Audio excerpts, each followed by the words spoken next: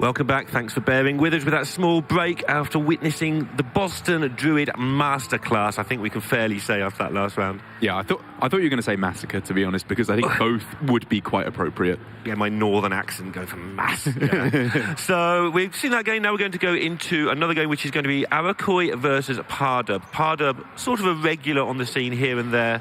Not a huge amount to say about him other than he plays some Hearthstone. Arakoj, I've been digging through the archives a little. Yeah. He played last winter. Okay. He went 0-5. Oof. Today, he's 5-0. Wow. That's 1 year. That's a massive turnaround. He played Void Ripper on his tournament results. Good plan. And here he is, 1-0 up against Pardub as well. It'll be interesting to see how he handles being on the stage for the first time. Obviously, you go 0-5 last year. You've not got very high expectations of yourself, I would assume, although a year is a long time in Hearthstone. No, we're only on year 4, so... I think the mindset of pretty much every player who is not a professional competitive Hearthstone player is, I'm going to do my best and let's see what happens. Yeah, and he has done okay in qualifiers where he's got some sort of pedigree there to some extent. But yeah, like you say, do his best, see what happens. What happens is, here you are on stage at day 2, leading the Swiss. So let's see how he goes with that. It is going to be, once again, that even Paladin, the same matchup that we saw as the first game, I believe, of the last series between Boston and Faeli. And it's looking like a pretty similar start, where Pardub has got himself the hand. Yeah, he's happy with that. You're always happy to see a hand like that. And it is going to be an uphill climb, I would say, for Arakoj to get the job. It might not even be a climb at all. A downward spiral. just an absolute beating. But well, to be fair, get this early start with Corpse Take is always a problem. He's also got a pretty good hand. And currently, so if Pardub uses all this stuff for ramp, he's going to be facing a flying Corpse Taker of Doom on like turn 6. So it's not going to be just plain sailing if he doesn't pick up a Naturalize. Things could go a little bit awkward. I mean, it's very, very possible. This is, like, Pardub has the hand here, which is obviously what you're looking for pretty much every time. But it has its drawbacks. It's not, it's kind of neither active nor proactive, reactive nor proactive. It's just ramping up for later benefit. It's not dealing with the board, and it's not putting forward any kind of defensive minions either. Oh, never mind that. And everything we just said, we can now ignore. Pardub playing to the crowd a little bit with the 2 emotes he's used have been basically aimed at us. Yeah. You can see what I'm doing. And who is this man? He is the man who has got everything. Yeah. But again, exactly the same. Just ignore any sort of empty tech problems and go for Corpse Taker, hit you with Blessing of Kings. And it was this situation where, or very similar to situation, where Boston just didn't panic. But I think this is slightly different, and this Naturalize might have to be used here. So what happens if you don't use it? If you just ramp up hero power, you take 14, you're pretty much just dead. Yeah, you're dead to a lot of cards. Yeah, okay, because of the fact that you are pretty much just dead if you don't go for it, I agree. It feels bad using a Naturalize before a King's or a Steed has come down, but I think you have to. Boston had the luxury, or kind of luxury, as the 1-turn Spreading Plague. It was still very patient of him, but he did have that 1 extra card to interject. This is still a lot of stuff coming in. Oh yeah, this is scary. Nice to power up the Hydrologist there, so it can't really be swiped because the Berserk will get buffed. Good point. So sort of saying, okay, well, you need another Naturalize. Yeah. Spreading your threats out nicely. Yeah. Pardub actually, despite having the emote your opponent hand, found himself in a lot of bother here. Yeah. Arakoj thinking, come on then, mate, where are your greetings now? Yeah, I love this when this happens on ladder. They emote you a couple of times and suddenly they're on 10 with no defenses left. Yeah. You're just waiting for them to add you at that point. Pardub, far from dead though. If we were to see Nourish for ramp, I mean, he's not even dead on board from where we can see, obviously.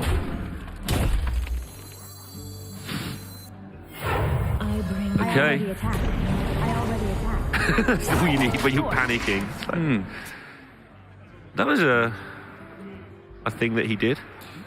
Yeah, like, obviously you're not attacking into the Armani Berserker beforehand because you buff up its attack then, and going face doesn't really do much. So, like, he ends up on the exact same health total It's an interesting play, though, because if he did draw 3 dead cards off of Nourish, even though he's not dead on board, he's probably dead, right? Yeah, like he knows that he's very unlikely to survive that next turn. Yeah, Paladin with 6 mana, they're going to hurt you somehow. They will do 2 damage. That's not hard. Now Arakoj is just working out, well, I haven't got lethal now, so how do I make sure I have it next turn? And the instinctive thing is just to start playing these true silvers, but he's not going to mess around with that. He's just going to get his board bigger and more defensive. The other benefit for going for Nourish for draw was if you do hit some kind of option that lets you survive, like you can then go coin into UI if you draw that as well. There was a lot of benefit for it. I think he's just given up, to be honest. It does now mean just play a card and concede. Dead. I can't win them all. Wow. Emote concede. Wild Growth Twig, naturalized for a Corpse Taker, double Nourish, just got smorked down. Yeah. That's what even Paladin does. This is what we were talking about. We kept saying. Yeah, Boston made it look silly. Yeah. But like you say, Blessing of Kings is just so good. And so what was the big decision? Well, the 2 big decisions in that game, like Arakoj's hand basically played itself. I think we can both the agree. buff on the Blessing was tidy. It did actually stop the It was double a Moonfire small killing the Hydrologist. Right. But yeah. It was a small consideration. However, for Pardub, I think the 2 big decisions he had to make that game were naturalizing the Corpse Taker, which we can both agree we think was correct. Yep.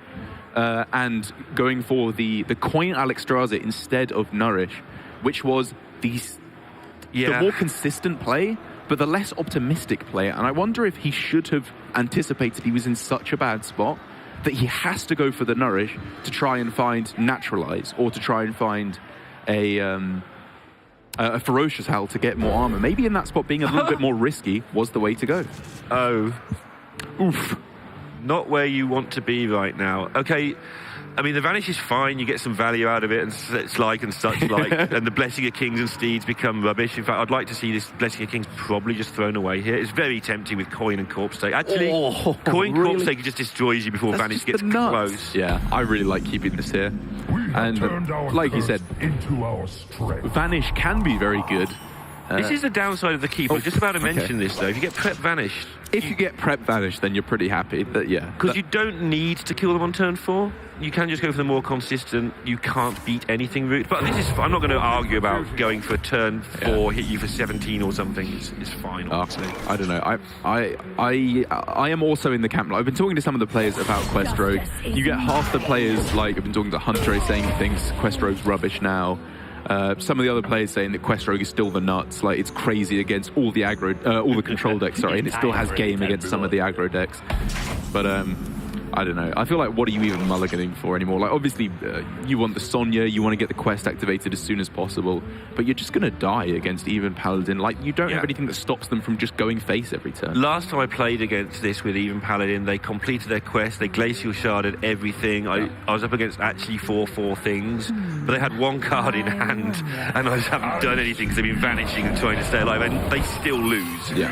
It is just so hard, and this is looking like similar to that. He's going to get a really good start. Yeah, but look what he's got to beat. Well, I wanted to say, like, Pardub's hand here is nuts. Like, this hand just curves out so gorgeously. Yeah, I mean, if you're going to beat it, you're going to beat it with this hand, but I still think that Paladin's favoured, even if you choose this hand. It just has too much stuff coming at you because you empty... I know the Rogue is really good at drawing stuff, and 4/4s for 1 are good, but you empty out so much completing that quest, and the Paladin just doesn't stop coming at you. Yeah, it's true. Oh, he's going for Prep Vanish now. I think you have to eat some damage here. I think you have to use your health as a resource, because otherwise this stuff's coming back down next turn. And I get it. He's going for the Glacial Shards 2 turns in a row. And yeah, but... So the 2 plays there that I saw were the play that he went for with the Prep Vanish, or trade in the Dagger and the Brewmaster to take out the Corpse Taker, which looked gorgeous to me to just get a really nice trade. He could even then have frozen the Armani Berserker as well when he played, and even Shadow Stepped the Shard back to his hand. It's not even like he was leaving this Shard just out there to die.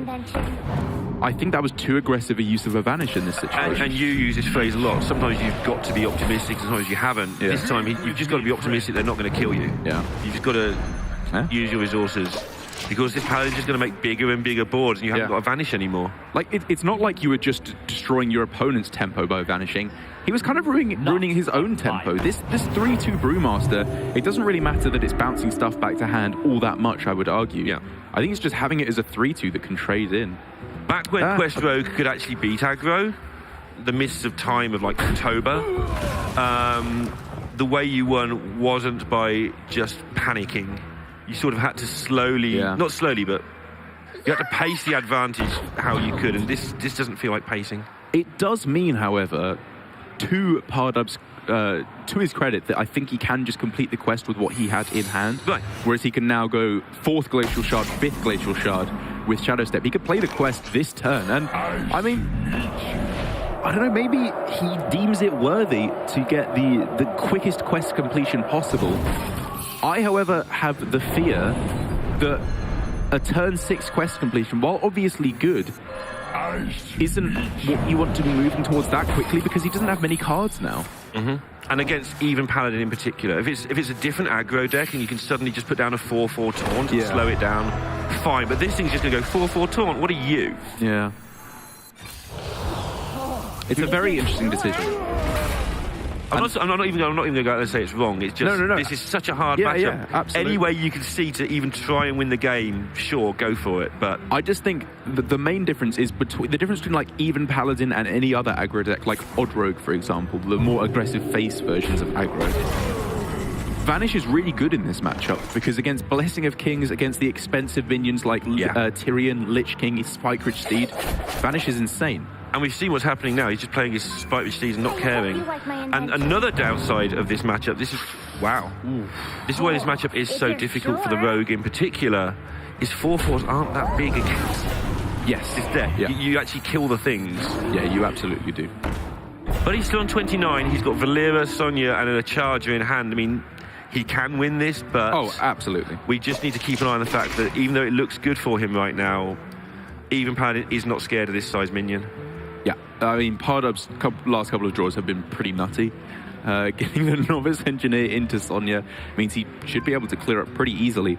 That is, however, if Arakoj makes 4 attack minions. Because for the moment, this board is very small. There's nothing that can actually be traded into with the South Sea deckhand for it to be sacrificed off. I think the thing he'll be most scared of here is obviously the Scalebane, the Scalehide. He just wants to make sure that can't kill itself 20 times. Because at the moment, the health's okay, but if he sets up a situation where he's half killed Pardub and Pardub just gains 16 health. Yeah, I mean, Scalehide isn't so bad now. I agree, later on down the line, Scalehide will ruin his win condition. I mean, for now, he's not scared of anything at this point, other than time. Time is always against you in this position when the quest is complete. I mean, the worst thing for the moment isn't even necessarily the Sonya into deckhand. It's the fact that another Novice Engineer will be put back into the hand. Yeah. It's time for a little blood.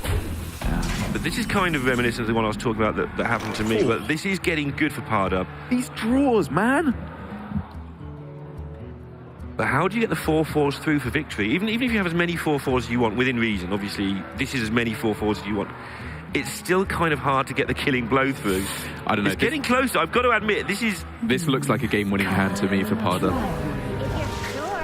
Like 27 health's a lot. Valera, like, I don't know, in my opinion, no matter how good you think Valera is, it's better than that. Like, when you have the quest completed, it just wins.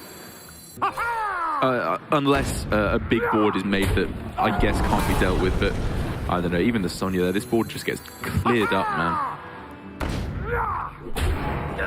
Justice is mine. Yeah. Slight sorry. Yeah. Do you use your nice Pyro concern. quality now, or do you just Blessing of Kings take down Sonya and move on with your life? And wait for an even greedier Pyro quality? I feel like for Arakoj, the play might be, if I just ignore Pardub's hand and... Yeah, try and do that. Try and pretend you I can can't see allow what for it is. Valera, because that's the thing you've got to beat. Yes, yeah. So I think Arakoj maybe needs to say, I pray Pardub's hand is rubbish, and I clear the board. Yeah. And that's what he's going for. Going for the equality Pyro Blessing. then Blessing. Yeah, nice way to go about it.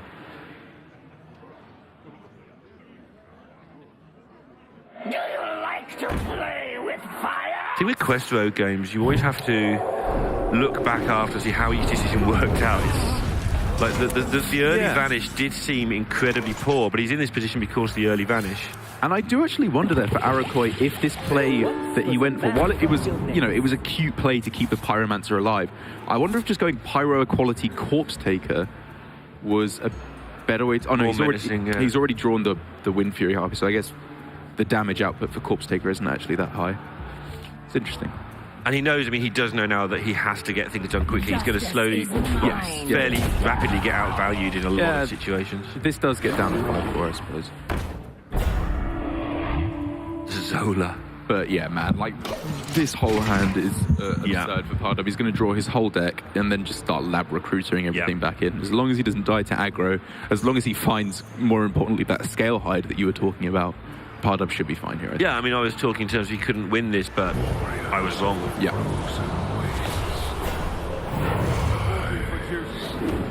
And to be fair, his draws after he went for the very aggressive use of Vanish were very, very strong. He got the perfect cards in the perfect order. Tarim, Death and Decay we need to keep an eye on. That's the thing we should just look for here. That is a very good spot. Just happens to be all the right shapes and sizes. I have no response. That's a pretty absurd combo. There once was a man from Gilneas. In fact, that's an insane combo. That's Arakoj's route back into this game. Except the scale hide has appeared. Well, even then, it's obviously very good here. But if Pardub overextends, he's just seen an equality. He's not going to be that afraid of a board clear. Yeah, and he's got the weirdest board clear ever. Justice is mine. He knows the scale hide's back in hand. Oh, he knows there's another one, sorry. Almost certainly. Pardub can't quite decide here whether to go for the scale hide or the dagger. You obviously want to dagger now because then you can play the Lyra and you still have a dagger equipped for when you play the South Sea deckhand. Maybe he just feels that's too slow. Like, I know you want the dagger equipped, but also, He doesn't have any more scale hides now, though, right? Like, sorry, he has another one in his deck, but he doesn't have any scale hides in hand. Protecting the Zola there is really nice. Yeah. Fairly straightforward, but even so, he has actually played this. I'm not going to talk about turn 3 again because I'm not sure, but the rest of it he seems to have played really nicely. Yeah, I'm not sure I agree Winter is with this turn. Like, the fact that he has another scale hide in his deck, I suppose, makes it all right. But this, I think, opens him up to... Actually, no, I was going to say, even if scale hide is the last card in his deck, he still draws it right because he's just got a minstrel on board. He just draws his whole deck in the next couple of turns. I think Arakoj is just trying to... He knows he's lost. Incredibly. Yeah. And he's going for a situation where he can just get the cheesy win. Clearing the board once with Tarim and Death and Decay is not good enough. He's like, okay, just going to try and sneak this one. He has the cards to get that kind of sneaky victory rolling. Yeah. By going Tarim into Death and Decay into the turn after, if he draws Equality Avenging Wrath, maybe that gets there. Who knows? And it's always worth going for the cheeky win. If real Hearthstone isn't going to win you the game, go for cheeky Hearthstone. Like, this is a big old board, and also a lot of damage afterwards. That Tyrion, the Ashbringer from Tyrion, will be doing a fair amount of damage. Because the taunts aren't there for Pardub. Giggling Inventor? What Giggling Inventor? But now we've got the Lab Recruiter shenanigans about to start. Also a strong point. Which, as long as he chooses wisely... Yes. As long as he doesn't dilute his minion with cards he doesn't want. Like, he shouldn't just be shuffling for the sake of shuffling. Yeah. And Pardub looking for all the world like he's going to get back into this one. And then his position gets kind of interesting. Yeah, obviously he starts to go infinite here. It is a token druid for Arco. So, you know, the token druid against the rogue, get another matchup where the rogue struggles mightily. Yeah. And even Death Rattle. I was going to say, even if you give it the Hunter matchup, which I don't know if you can. Yeah, I don't even think Death Rattle is that bad of a matchup against Quest Rogue anymore. Have we seen much control? I mean, there's quite a lot of sort of really slow warrior out there. But we haven't seen that much control this time around. I mean, it's kind of erroneous, isn't it? Because we're calling Death Rattle Hunter and Malagos Druid control. whereas it's not. But here, Pardub, running out of time on the rope, he is giving those opportunities which previously were not there to Arakoj. And this is now a lot of damage that is being pushed forward. It's definitely a metric lot of damage. Reporting for duty. Agreed. Wow. This is an opening that I don't think should have been made for Pardub. This is what I'm talking about with the use of vicious Scalehide earlier on. I think he might have thrown away some of his key cards a little bit too early. Yeah. But with that pickup of the second Vanish right off the top there, he completely blows up Arakoj's aggression and probably chances of winning the game. You can see from his face there, Arakoj knows that was so devastating. He'd actually made a chance for him to win the game. However, I mean, I think you're right. Just going with, he has got one turn where he can make so many things at 3-3. Unfortunately, that's smaller than 4-4. Yeah. Again, maybe he can sneak. But I think you're right. That was his chance of winning. No Vanish there. And crazy corpse. Don't even know the words of cards anymore. Flying in. But yeah, this is the end. And Reporting for I've got this down as an almost unwinnable matchup. So Reporting for shows what I know yet again. And I can, like, the more I think about Pardub's initial most important choice in the game of going Prep Vanish on turn 4, the more I can understand what he's thinking. Like, it's a bad matchup. Let's just pretend that the cards in my deck come in exactly the right order after this. And they did. He got the cards that he wanted, and he played to that out, which is a perfectly valid way of playing an unfavorable matchup. Arguably the correct way to go about it, even if though it's very risky and very optimistic. I feel that he played a lot of the game with like 20-something health, though. Which could have been used as 15 health most of the game and still been fine. Wait one extra turn for the Vanish still. Oh, okay. So you think he could have just saved back on the Vanish? I don't know if we were right or wrong, but I feel like he could still have saved back because he has so much extra health. It felt like it was almost a little bit. Anytime you've got too much health as Rogue, you've probably gone too quickly. Yeah, okay. Like I said, the early turns, we could debate that for Yeah, but the later turns, like you say, he's played to what could come. I would actually argue I haven't liked a couple of the most recent turns. I think he hasn't been closing out the game as aggressively as he could. I think he's been just playing out his premium, really good cards too quickly. Like the fact that the scale hides have all been played. Another one's just picked up, obviously. But he used them all too early, whereas they were the most important cards. Thankfully now he's found another one. He used the glacial shards, I think, too aggressively. And so he wasn't able to freeze enough stuff. If these draws hadn't come here, he could have just died. Like, I think he's saving back his lab recruiters too aggressively. He wants to go infinite with lab recruiter and stuff like that.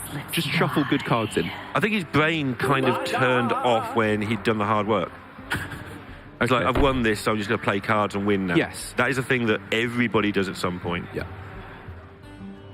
And now he's found himself in this. I mean, it's not even a pickle, it's just a waste of everybody's time almost that he's caused. Yeah, like, I don't know. It feels like Arakoj has slowly been dragging his way back into this game for a long while now. I mean, this is not a guy who... He is a guy who went 0-5 last winter, but this is not the same guy. He's done a lot of hard work over the last year. This is not 0-5 play from Arakoj. Just to point out, I don't know if I made it clear at the start, Pardub is 4-1. He's got the up float. Even Pardub here throwing away both scale hides. This is all scale hides gone from his deck now if they die.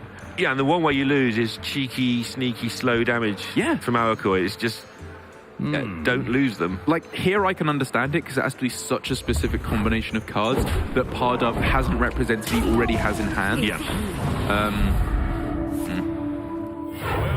Even then, though, with no taunt available left on the old corpse deck here, I think that is just going to be game over in favour of Pardub. Finally. I'm almost out of cards. A weird game of Hearthstone. Very odd game of Hearthstone. Look at me. Oh, now like the emotes again. How did that work out for you with the druids? Yeah, I think not wait so till I good. kill him.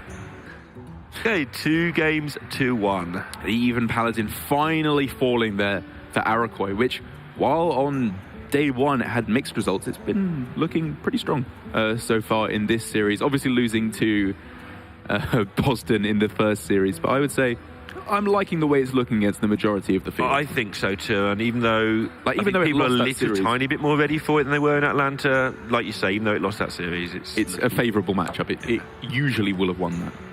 yeah.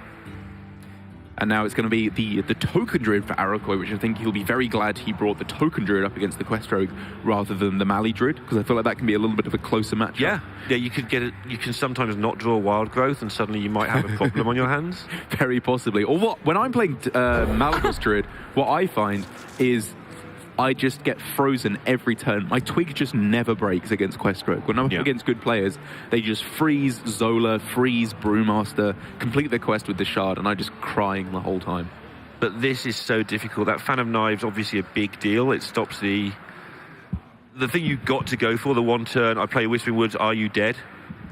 And it's not the worst thing anyway, because they Fan of Knives you, they just pass it back and you start making other things. But this hand from Pardub, if you wanted to choose an opening hand, it's not far off it, I don't think. Ooh, very interesting there from Arakoj, throwing away the Soul of the Forest just to get straight back the other one in the same position. Yeah, it's one of those where I Salt think in he the wasn't wound. that bothered either way. He was like, I should probably go for some ramp because that's what I'm supposed to do. Yeah. Oh, no, he gets the other one again. On both. And it's a difficult way to play this because obviously a route that one could go for if one was so inclined is to just go coin into Whispering Woods. I think you do. And just say, have you got it? Because if they haven't got it, you're in the next round. That's it. It's game. Justice is mine. But what happens if they do? Oh, did he full keep? I don't think that was in his starting hand. Okay. I don't think so. If they do, then you have to do that the rest of your deck. You could do some backup plan. There's a backup plan. Now you don't That's coin. a strong backup plan. Now you've got I'm wondering if you coin out the teacher coin out the teacher. and say, what do you do about this? How do you kill this? Okay. Or, I mean, like, you could just go Yeah. teacher next turn, but it's... Yeah, the extra one dude from the coin probably isn't worth holding onto the coin for. Let's get on with it, yeah. So if you go coin teacher this turn, your follow-up next turn is swipe, very possibly, because they might just develop a little board that you just swipe out the way. What to do? Oh, you're just going for it. I mean, I don't disagree with it. It's so hard to know what's right when you're looking at both hands in this situation because it's, do you think they've got Fan of Knives? Hail. Like, Oh my goodness, man, Pardub. Pardub is a big old BMer, isn't he? He is. I mean, I wonder if they're, because they're both Czech, they're, I don't know, they're part of the same community, Yeah. perhaps, but Rivals? very possibly. Maybe we've walked into the biggest rivalry since like Holmes and Moriarty. Paradox and Dallas W. Think. Lol.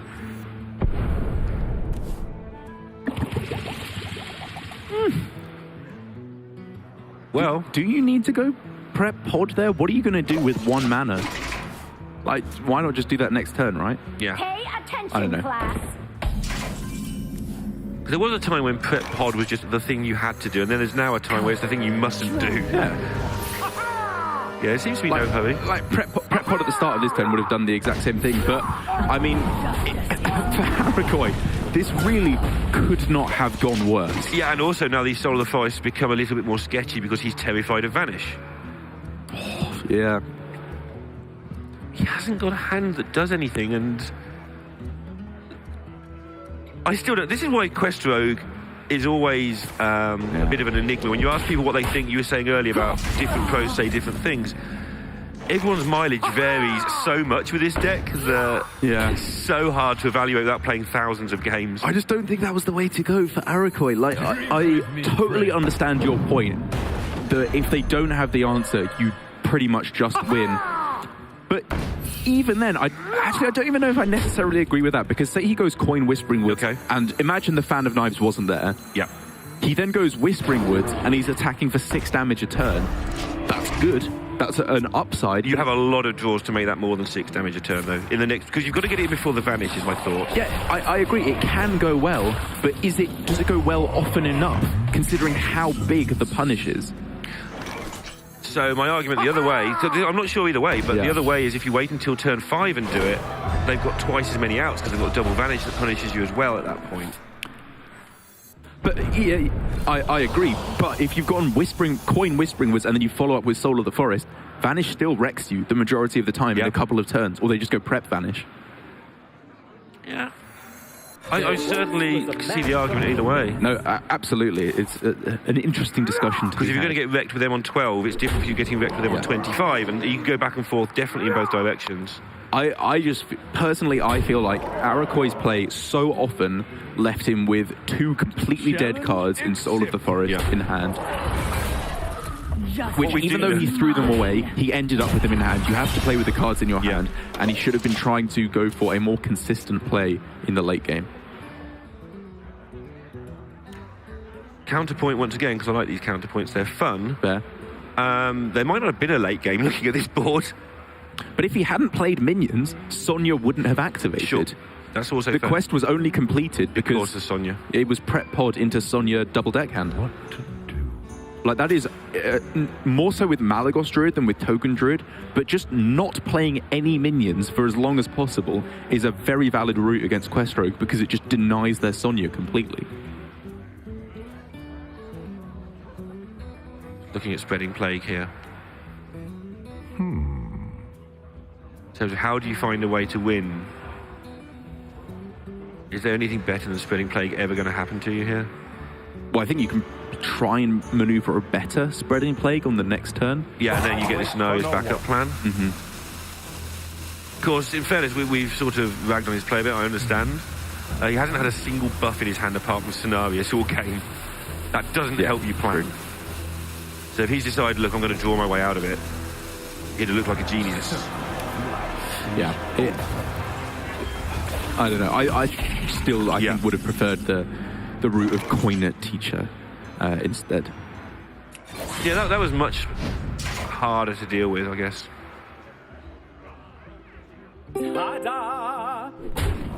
Justice is mine. Well, things are about to start getting blown up. Yeah, Pardub does need to be afraid of Spreading Plague because it's a very, very discrete difference between Quest Rogue having 4/4 minions now rather than 5/5 against Quest Rogue. Yeah. It's unbelievable, the difference. Like, for example, if Devilsaur Egg gave 4/4 Devilsaurs instead of 5/5s, Druid, I think, would be a pretty big favourite in that matchup. Just because it's so slow. Spreading Plague would just win you the game then. Instead of just being the world's worst speed bump. Exactly. And so here, if Pardub plays very heavily into Spreading Plague, it could be his downfall. Yeah, and he's used one fan obviously early on, so it will be just doing it the old-fashioned way over 2 turns, most likely. And he might not have 2 turns, of course. The Scenarios will be pretty terrifying. And so here we are. The option for for Arakoj. Get rid of that minion, give yourself another Scarab, and pray that this gets the job done. No minions at all can be played for Pardub, so it's only spells that he's going to be relying on to be able to fight back against this. Obviously, hoping for the good old Fan of Knives most heavily. Yeah, if he doesn't get that, and he doesn't get a way to bounce something back to hand, this could be really super messy. Well, there's the Vanish. So how many minions can he clean up otherwise? He can go 1, 2, 3, 4 minions he can clean up. Which, only leaves 3 minions for his opponent. You're probably never dying through that.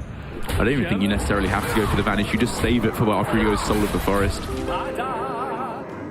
Just for a second there, I thought it was lethal, but it's not because Vanish costs mana. That's how mana works. Get all of your cards back.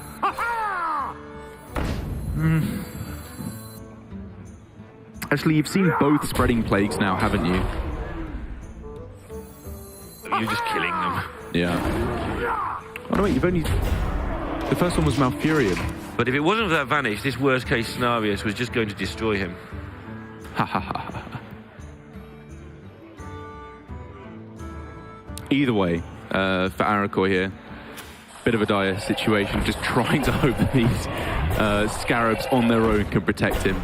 Whereas I think we can see it's going to be difficult to get the job done against the onslaught that Pardub's got here, because even without Valera, in this particular instance, the choice to go for Vanish not only saved him from the damage from his opponent, but it's also a very large amount of value as well. That was quite amusing to me because we discussed whether he'd use both spreading plays or not. That was 6 mana spreading play he just played. Because the minions were 2 mana each. So he had another one, kind of. But yeah, this is where that discussion really matters. Justice is mine. It looks like it might be Justice is yours. Look at the difference in body language from when we got here. Pardub leaning forward, excited about every turn. And Arakoj is like, please don't do this. Don't let me get 3-0'd by Quest Rogue. It's only something that happens to other people. But if this Druid does end up losing, due to very arguably his plays in the early game, which got punished very hard, the Death Rattle answer, while it's gotten better after the Giggling Inventor left Quest Rogue, still not a great matchup. Yeah, and it very much depends on how he chooses to mulligan him. If you just make some eggs and hit them, you can get there very quickly in a Keleseth or two. But if you start sort of going into the trudge, the slow walk towards Katrina's, you get vanished and things just go badly. Because Hunter, it doesn't recurve very well. You've got 7 mana, you don't have a lot of things you can just suddenly repopulate the board with. And the comeback is now very much upon us. And here for Pardub as he takes a drink of something. I have absolutely no idea what that green carton was. And it's going to be just the Death Rattle Hunter left here for Arakoj. And we've seen for Pardub pretty consistently here the power of Vanish in Quest Rogue in the last couple of matchups. And if you thought it was good in those last 2 matchups, whoo boy, is it good against Hunter. It so is. They just can't get the stuff back down. Yeah. Like the curve is built to have options on each turn, not to play a load of stuff on one turn. Yes. And yeah, you just can't get back on the board quick enough. So you've got to get on the board under that Vanish, and there it is with a Glacial Shard as well, just in case. And here's a preparation. Yeah, prep Vanish. Your move, Arakoj. Arakoj. That's the one you're looking for.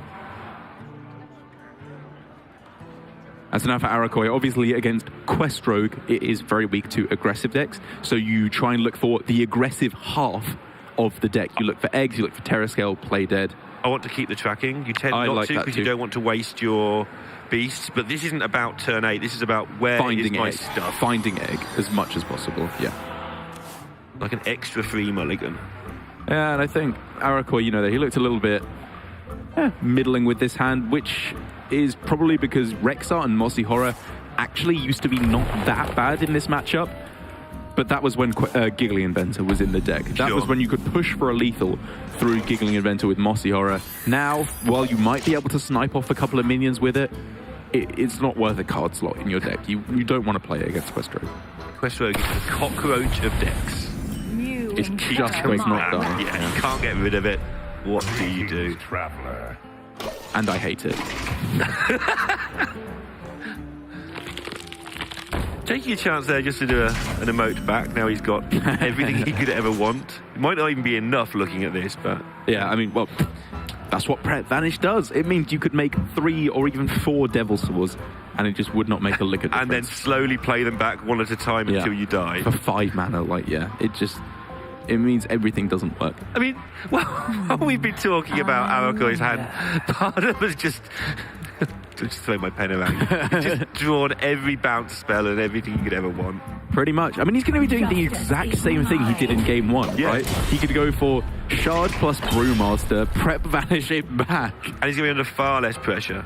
He's going to be under a little bit of pressure, but it's not going to be the relentless repeated pressure. It's just going to be one wave and then it's gone, and that's the end of that. Yeah, that's actually quite interesting as to why he didn't go for Shard Brewmaster, because there's the kind of obvious punish of Flanking Strike killing off the Brewmaster. But if the more likely outcome, I would argue, of Play Dead or Terror Scale Stalker comes out, then you can just go prep Vanish on it there. Hail, friend. And play yet more you just play more Glacial Shards afterwards. Yeah, I think this might be what he was looking at there, is force even more stuff out. Sort of along the lines we were talking about in game 1. Yeah. Because I think he felt that the egg was guaranteed to be procced because it was insta-taken from the tracking. Okay, so he was just setting up for going for Prep Vanish on turn 5 or 6, perhaps. Yeah. Okay. And I think he had the hand read that one of those 2 left-hand cards was a proc for the egg, because the egg was taken so quickly. Yeah. Which is actually incorrect, but yeah. Tarek's just like looking at the screen and giggling here like an old inventor would, because it's like, what can you do against this hand? Yeah. This is a sad state of affairs indeed. Your weakness. And it's worked out for him. He's just coaxed the extra stuff out of hand. Challenge Is he going to emote? Yeah, Arakoj knows what's up. You don't pop the egg unless you're bouncing all that bad boys back to the hand. Gotta feel sorry for Arakoj. Yeah. Gets to 2-0 up with what I think is one of the best matchups in Hearthstone. I know I'm going to get lots of Quest Rogue players telling me I'm incredibly wrong, because they always tell you that, even if you're right, I've noticed. As a wise frog once said, feels bad, man. Hail, friend.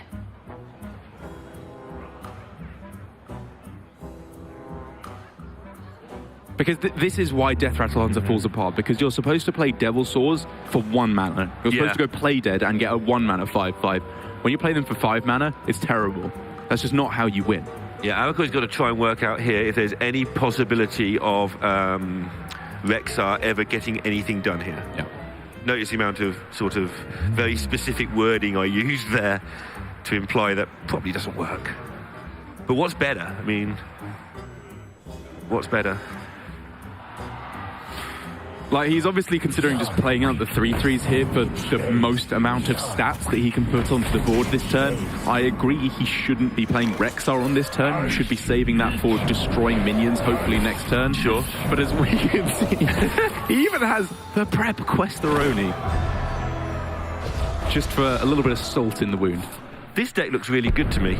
Really? They should add some cards to it to make it even better, like giggling events, and maybe make the quests cheaper, easier to do. Well, that's the thing, is I was thinking ever since the nerf, Quest Rogue's rubbish, you know, it just doesn't get the job done anymore, it just dies. And then last night I was watching Rage try and get a finish with Quest Rogue, and I'm just like, this is the best deck ever made in Hearthstone. But I always think about whatever Rage plays. Exactly. Rage just makes every deck look like the best deck in Hearthstone. There's 2 things that can make Quest Rogue look good. Rage and drawing this hand as Pardub. Those are the 2 things that make it look insane. Me playing against it. Yeah, okay, that will also get the job done. In fairness though, yeah, me playing against it is why I thought it was rubbish right now, because I just haven't had any issues beating it. Yeah. But that's because I'm not in the top 25 Legends spots where people play it really well. Yeah, Pardub here knows as well, with the Rexar having already come down, he can just heal back up, get a big old board. There is basically no punish, and I think this is looking like it's going to be the reverse sweep.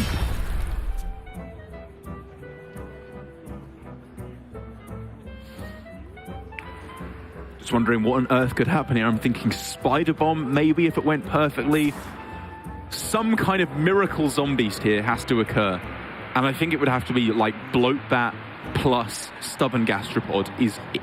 That sounds about right. That's not that.